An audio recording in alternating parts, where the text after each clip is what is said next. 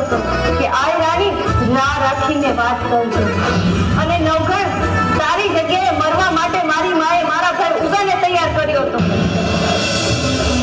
તેથી મારી માને રડતી જોઈ મારો નાનો ભાઈ ગોઠણ જવડો પણ મરદનો દીકરો હો, તેથી મારી માને કીધું તું કે માં રડતી નહીં, સાની રહી જા. રાજા નવઘણને ઉગારવો એ તો આપણી ફરજ છે. આ નવઘણને ઉગારવા માટે આ એક ઉગો તો શું, આવા હજારો ઉગા કુરબાન છે. તો વિચાર કરી લે નવઘણ, તું તો અમારા આશરે હતો.